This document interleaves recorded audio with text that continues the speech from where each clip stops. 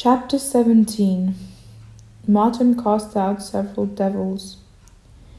At the time, the servant of one Tetradius, a man of proconsular rank, having been laid hold of by a demon, was tormented with the most miserable results. Martin, therefore, having been asked to lay his hands on him, ordered the servant to be brought to him. But the evil spirit could in no way be brought forth from the cell in which he was. He showed himself so fearful with ferocious teeth to those who attempted to draw near. Then Tetradius throws himself at the feet of the saintly man, imploring that he himself would go down to the house in which the possessed of the devil was kept. But Martin then declared that he could not visit the house of an unconverted heathen, for Tetradius at that time was still involved in the errors of heathenism. He therefore pledges his word that if the demon were driven out of the boy, he would become a Christian. Martin then, laying his hand upon the boy, cast the evil spirit out of him.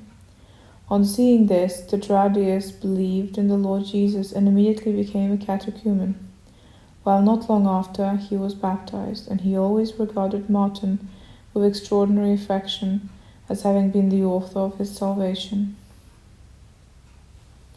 About the same time, having entered the dwelling of a certain householder in the same town, he stopped short at the very threshold and said that he perceived a horrible demon in the courtyard of the house. When Martin ordered it to depart, it laid hold of a certain member of the family, who was staying in the inner part of the house, and the poor wretch began at once to rage with his teeth and to lacerate whomsoever he met. The house was thrown into disorder, the family was in confusion, and the people present took to flight. Martin threw himself in the way of the frenzied creature, and first of all commanded him to stand still. But when he continued to gnash with his teeth, and with gaping mouth was threatening to bite, Martin inserted his fingers into his mouth and said, "If you possess any power, devour these."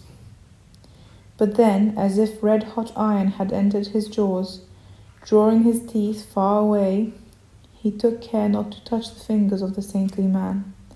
And when he was compelled by punishments and tortures to flee out of the possessed body, while he had no power of escaping by the mouth, he was cast out by means of a defluxion of the belly, leaving disgusting traces behind him.